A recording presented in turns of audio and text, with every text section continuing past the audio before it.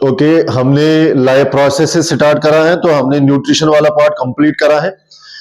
अब न्यूट्रिशन के बाद, न्यूट्रिशन और डाइजेशन के बाद जो नेक्स्ट टॉपिक है इसमें लाइव प्रोसेसेस के अंदर, या जो नेक्स्ट लाइव प्रोसेस हम डिस्कस करने जा रहे हैं, दैट इज अबाउट रेस्पिरेशन। ठीक, तो रेस्पिरेशन क्या है? रेस्पिरेशन जो है ये भी एक तरह का लाइव प्रोसेस ही है, इंपॉर्टेंट लाइव प्रोसेस है। होता क्या है रेस्पिरेशन के अंदर?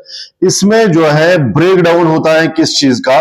It is break down of, what is meant by respiration? It is break down of respiratory substrate, या हम कह सकते हैं ब्रेक डाउन ऑफ फूड भी हम कह सकते हैं। ब्रेक डाउन ऑफ फूड, या इसमें जो है पर्टिकुलरली ग्लूकोज है, break down of food, glucose का ब्रेक डाउन किस पर्पज के लिए? To release energy from it. इससे क्या निकालना है? एनर्जी निकालना है, to release energy from it. और उस एनर्जी का फिर क्या होगा? That energy is then utilised for various metabolic activities. That energy is utilised, वो एनर्जी जो है यूटिलाइज होता है, फिर that energy is utilised for other metabolic activities, utilised for various processes, various metabolic activities. जो भी एक्टिविटी होती है बॉडी के अंदर, लिविंग ऑर्गेनिज्म की बॉडी के अंदर, उसमें जो है एनर्जी का रोल होता है। एनर्जी जो है उसके लिए इंपॉर्टेंट चीज है, एनर्जी तो होना चाहिए। तो एनर्जी कहां से आएगी? एनर्जी आएगी रेस्पिरेटरी सबस्ट्रेट्स के ब्रेक डाउन करने से, ग्लूकोज को ब्रेक डाउन करने से। जो हम फूड लेते हैं, फूड से जो है उसका डाइजेशन होता है, एब्जॉर्प्शन होता है, और फाइनली जो है जो हमें एनर्जी चाहिए होती है वो भी उसी फूड के ब्रेक डाउन से ही निकलती है, पर्टिकुलरली ग्लूकोज के ब्रेक डाउन से निकलती है। तो इस चीज को हम रेस्पिरेशन कहते हैं।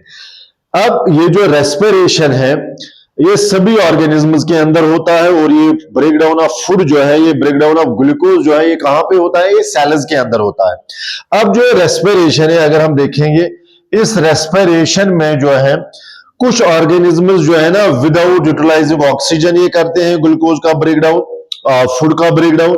लेकिन ज्यादा एफिशिएंट वे जो है ग्लूकोज के ब्रेक डाउन करने का, जिससे ज्यादा एनर्जी निकलेगी, तो वहां पे क्या होता है? वहां पे मॉलिक्यूलर ऑक्सीजन का यूज होता है, या वहां पे ऑक्सीजन का जो है यूटिलाइजेशन होता है। ऑक्सीजन की वजह से कंप्लीट ऑक्सीडेशन होती है ग्लूकोज की। और जो दूसरा टाइप होता है रेस्पिरेशन का, जहां पे ग्लूकोज का ब्रेक डाउन होता है विदाउट ऑक्सीजन, तो वहां पे भी एनर्जी निकलती है, लेकिन वो उतना एफिशिएंट नहीं है, या उतनी एनर्जी नहीं निकलती है। तो ये जो रेस्पिरेशन है ये दो तरीकों से होती है। एक को हम कहते हैं anaerobic respiration, one is called anaerobic respiration, और दूसरा टाइप जो है इसका उसको हम कहते हैं aerobic respiration. Anaerobic respiration and aerobic respiration, फर्क क्या है एनारोबिक रेस्पिरेशन और एरोबिक रेस्पिरेशन क्या? ये जो एनारोबिक वाला रेस्पिरेशन है ये कैसे होता है? एनारोबिक रेस्पिरेशन जो है ये टाइप ऑफ रेस्पिरेशन है। यहां पे क्या होता है? It is type of respiration, ये टाइप ऑफ रेस्पिरेशन है जहां पे ऑक्सीजन का यूटिलाइजेशन नहीं होता है। Type of respiration occurs without oxygen, यहां पे जो है ना ऑक्सीजन नहीं यूटिलाइज होता है, ऑक्सीजन नहीं यूटिलाइज होता है, और ग्लूकोज ब्रेक डाउन होता है और एनर्जी निकलती है। ये कहां पे नहीं होता है? काफी सारे जो है ना कुछ ऑर्गेनिज्म इस तरह के हैं जहां पे एनारोबिक रेस्पिरेशन है। मैं एक एग्जांपल दूंगा, लेट अस से हम कहेंगे यीस्ट, फॉर एग्जांपल यीस्ट के केस में, इन केस ऑफ यीस्ट एक एग्जांपल है इसका जो रेस्पायर करता है एनारोबिकली। ठीक, तो ये क्या करता है? यीस्ट के केस में क्या होता है? C6H12O6 ग्लूकोज जो है ये ब्रेक डाउन होगा, कोई ऑक्सीजन का इन्वॉल्वमेंट यहाँ पे नहीं होगा ग्लूकोज के ब्रेक डाउन के लिए। यहाँ पे कार्बन डाइऑक्साइड निकलेगा, कार्बन डाइऑक्साइड के साथ साथ जो है यहां पे क्या बनता है? एक और सबस्टेंस बनता है, उसको हम इथेनॉल कहते हैं। इथेनॉल बनेगा, और ऑब्वियसली साथ में किस चीज का रिलीज होगा? यहाँ पे एनर्जी का रिलीज होगा। तो यीस्ट के केस में जो है ऐसे जो हम फर्मेंटेशन प्रोसेस बोलते हैं, वहां पे क्या होता है? प्रोसेस ऑफ फर्मेंटेशन में वो एनारोबिक रेस्पिरेशन ही होता है इसके जरिए से, यीस्ट वगैरह के जरिए से, और वहां पे इथेनॉल की फॉर्मेशन होती है, कार्बन डाइऑक्साइड रिलीज होता है, और साथ में एनर्जी भी निकलती है। लेकिन यहाँ पे जो है कोई भी ग्लूकोज का जो है कोई भी ऑक्सीजन का यूटिलाइजेशन नहीं होता है। या इसका एक और एग्जांपल है यू मे नो इट कि ह्यूमन के अंदर भी जो है ना स्पेशल टाइम पे जो है एनारोबिक रेस्पिरेशन होती है। एनारोबिक रेस्पिरेशन कहां पे होती है? मसल सेल्स के अंदर।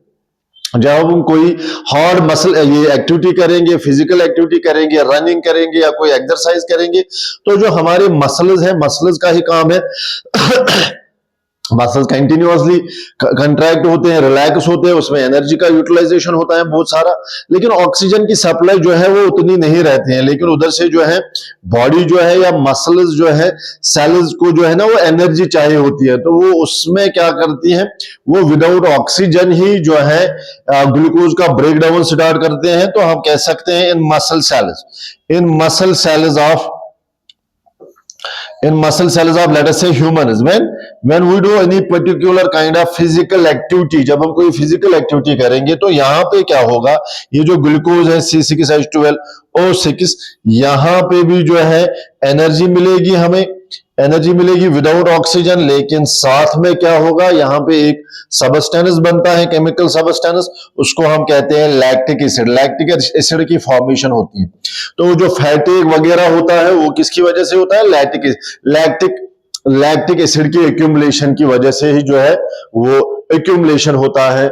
जब लैक्टिक एसिड एक्यूमुलेट होता है तो फैटिग वगैरह जो है उसी की वजह से आता है। तो चाहे यीस्ट के केस में हो या मसल सेल्स के केस में जो है ये जो ग्लूकोज का ब्रेकडाउन है, एनर्जी रिलीज हुआ यहाँ पे, लेकिन हमने जो है यहाँ पे ग्लूकोज का यूटिलाइजेशन नहीं दिखाया, ऑक्सीजन नहीं यूटिलाइज हुआ, ऑक्सीजन नहीं यूटिलाइज हुआ। जब ग्लूकोज का ब्रेकडाउन होगा विदाउट यूटिलाइजेशन ऑफ ऑक्सीजन, तो उसको हम क्या कहते हैं? That is called anaerobic respiration. फिर जो दूसरा टाइप है that is aerobic respiration. Main type जो है या एफिशिएंट टाइप जो है रेस्पिरेशन का, that is called aerobic respiration. Aerobic respiration के केस में होता क्या है, यहां पे भी ग्लूकोज ही ब्रेकडाउन होगा C6H12O6, लेकिन किसकी प्रेजेंस में? ऑक्सीजन की प्रेजेंस में। यहाँ पे ऑक्सीजन का होना जो है इंपॉर्टेंट है। ये एफिशिएंट वे है रेस्पिरेशन का, ग्लूकोज को ब्रेकडाउन, उसको मैक्सिमम ऑक्सीडाइज करने का और उससे जो है मैक्सिमम एनर्जी निकालने का। तो यहाँ पे क्या बनते हैं? बाई प्रोडक्ट कार्बन डाइऑक्साइड बनता है, वाटर बनता है और साथ साथ निकलती है प्लेंटी ऑफ एनर्जी। तो यहां पे जो है अगर आप देखोगे ऑक्सीजन का इनटेक होता है, कार्बन डाइऑक्साइड जो है इसकी फॉर्मेशन होती है, क्योंकि कार्बन डाइऑक्साइड जो है हम कह सकते हैं एनिमल्स के अंदर पर्टिकुलरली ये क्या होता है, ये पॉइजनस है उनके लिए, तो ये बॉडी से रिमूव होना चाहिए। सो प्लांट्स के अंदर लेट्स से कि ये कार्बन डाइऑक्साइड जो है फोटोसिंथेसिस में यूज होता है ग्लूकोज फॉर्मेशन के लिए, लेकिन वहां पे भी जब लाइट अवेलेबल नहीं होगी तो रात को जो है खाली रेस्पिरेशन होती है, वहां पे जो एक्स्ट्रा कार्बन डाइऑक्साइड होगा वो बाहर ही निकलेगा बॉडी से। ऑक्सीजन लिया जाएगा रेस्पिरेशन के लिए और कार्बन डाइऑक्साइड बाहर छोड़ा जाएगा। हम भी ऑक्सीजन लेते हैं ग्लूकोज को ब्रेक डाउन के लिए, वहां पे कार्बन डाइऑक्साइड की फॉर्मेशन होती है, उस कार्बन डाइऑक्साइड को हमें बाहर छोड़ना होता है। अब यहां पे जो इंपॉर्टेंट चीज है वो है exchange of gases aerobic respiration के अंदर। एरोबिक रेस्पिरेशन के अंदर क्या है, एक्सचेंज ऑफ गैसेस जो है ये यहां पे इंपॉर्टेंट है। एक्सचेंज ऑफ गैसेस का मतलब क्या हुआ, ये जो है ऑक्सीजन को लेना, इनटेक ऑफ ऑक्सीजन और रिमूवल किसका, and removal of carbon dioxide. तो ये इंपॉर्टेंट है हमारे अंदर, intake of oxygen and removal of carbon dioxide, ये एरोबिक रेस्पिरेशन के लिए के अंदर इंपॉर्टेंट है। अब जो डिफरेंट ऑर्गेनिज्म्स हैं वो गैसेस एक्सचेंज के लिए जो है डिफरेंट स्ट्रक्चर्स यूज करते हैं, और ऑक्सीजन कहां से जाता है बॉडी के अंदर, वो ऑब्वियसली एटमॉस्फेयर से ही जाएगा। अगर टेरेस्ट्रियल ऑर्गेनिज्म्स हैं या एनिमल्स हो चाहे प्लांट्स हो, एटमॉस्फेयर से एयर से सीधे लेंगे ऑक्सीजन, ठीक है, और कार्बन डाइऑक्साइड वहां पे छोड़ेंगे। अभी जो है ना कुछ एक्वेटिक ऑर्गेनिज्म्स होते हैं जो पानी के अंदर होते हैं, तो वहां पे भी जो है पानी के अंदर भी गैसेस होते हैं, उनको हम डिसॉल्व्ड गैसेस होते कहते हैं। तो वहां पे जो ऑक्सीजन होगा उसको हम डिसॉल्व्ड ऑक्सीजन कहते हैं, जो वाटर के अंदर ही होगा ऑक्सीजन। फिश वगैरह जो है वो वहीं से ऑक्सीजन लेते हैं, उसको हम डिसॉल्व्ड ऑक्सीजन कहते हैं, और कार्बन डाइऑक्साइड जो है वो वापस छोड़ते हैं। सो इनटेक ऑफ ऑक्सीजन और रिमूवल ऑफ कार्बन डाइऑक्साइड जो है ये इंपॉर्टेंट है, but different kind of structures जो है वो यूज होते हैं। डिफरेंट काइंड ऑफ स्ट्रक्चर्स, अलग अलग तरह के स्ट्रक्चर्स जो है, डिफरेंट काइंड ऑफ स्ट्रक्चर्स जो है वो यूज होते हैं, और यूज्ड किस पर्पज के लिए, और used for exchange of gases. Exchange of gases के लिए जो है अलग अलग तरह के स्ट्रक्चर्स यूज होते हैं अलग अलग ऑर्गेनिज्म्स के अंदर, ठीक है। अगर हम देखेंगे suppose in case of animals, अगर हम पर्टिकुलरली बात करेंगे किनके अंदर, एनिमल्स की बात करेंगे। एनिमल्स में अगर हम देखेंगे कहीं पे जो है ना, लेट अस से हम बात करेंगे अर्थवर्म की अगर हम बात करेंगे, इनके अंदर जो गैसेस एक्सचेंज होता है वो होता है स्किन के थ्रू ही, डायरेक्टली स्किन के थ्रू ही। जब स्किन के थ्रू ही गैसेस एक्सचेंज होगा, तो जब स्किन के थ्रू ही गैसेस एक्सचेंज होगा, उसको हम क्या कहते हैं, that is called cutaneous respiration. क्यूटेनस respiration हम उसको कहते हैं, यानी कि गैसेस एक्सचेंज जो है किसके जरिए से हुआ, स्किन के जरिए से हुआ। अब उसी तरह से जो है कहीं पे जो है ये गिल्स के जरिए से होता है गैसेस एक्सचेंज। अब गिल्स के जरिए से, जैसे फिश के केस में गिल्स जहां पे यूटिलाइज होंगे लाइक फिश, तो यहां पे इसको हम क्या कहते हैं, जब गिल्स वगैरह यूज होते हैं उसको हम ब्रोंकियल रेस्पिरेशन कहते हैं, that is called what, bronchial respiration. इसी तरह से अगर आप बात देखोगे इनके अंदर इंसेक्ट्स की अगर हम बात करेंगे, इंसेक्ट्स में जो है गैसेस एक्सचेंज के लिए एक तरह का स्ट्रक्चर होता है, उसको हम कहते हैं ट्रैकिया। तो यहां पे कौन सा रेस्पिरेशन होता है, ट्रैकियल रेस्पिरेशन होता है। सो अलग अलग स्ट्रक्चर्स यूज होते हैं गैसेस एक्सचेंज के लिए। कहीं पे सिंपली जो है स्किन यूज होगा, कहीं पे गिल्स यूज होते हैं, कहीं पे ट्रैकिया यूज होता है, जैसे कि इंसेक्ट्स के केस में मैंने बोला। या अगर हम एडवांस्ड ऑर्गेनिज्म्स के अंदर हायर एनिमल्स की बात करेंगे लाइक ह्यूमन, हम में क्या होता है, पल्मोनरी रेस्पिरेशन हम उसको कहते हैं। What is made by pulmonary respiration, pulmonary respiration का मतलब है जहां पे क्या यूज होगा, जहां पे लंग्स यूज होंगे, किस पर्पज के लिए, why lungs are used for gases exchange. Okay, gases exchange के लिए लंग्स यूज होंगे, उसको हम कहते हैं pulmonary respiration. So different kind of structures are utilized for what purpose, exchange of gases. So अलग अलग तरह के ऑर्गेन। अगर हम प्लांट्स की बात करेंगे, प्लांट्स में गैसेस एक्सचेंज कैसे होता है, अगर हम प्लांट्स की बात करेंगे, प्लांट्स में जो है गैसेस एक्सचेंज जो है कोई वहां पे पर्टिकुलर ऑर्गन नहीं होता है। लीव्स में जो है अगर हम बात करेंगे, लीव्स में क्या होता है, लीव्स में स्टोमेटा होते हैं, वो जो पोर्स वगैरह होते हैं, लीव्स के अंदर पोर्स होते हैं जिनको हम स्टोमेटा कहते हैं। इसी तरह से जो है स्टेम के अंदर होते हैं एक तरह के स्ट्रक्चर्स, पोर्स, उनको हम लेंटिसल्स कहते हैं। तो अलग अलग तरह के स्ट्रक्चर्स जो है वहां पे होते हैं। या जो रूट्स होते हैं उनमें रूट हेयर्स होते हैं। रूट्स के केस में रूट हेयर्स यूनिसेलुलर स्ट्रक्चर से होते हैं, रूट हेयर्स हम उनको कहते हैं। तो यही जो है इन्हीं के जरिए से जो है एक्सचेंज ऑफ गैसेस होता है। कोई पर्टिकुलर ऑर्गन नहीं है, लेकिन एक्सचेंज ऑफ गैसेस जो है वो इंपॉर्टेंट है।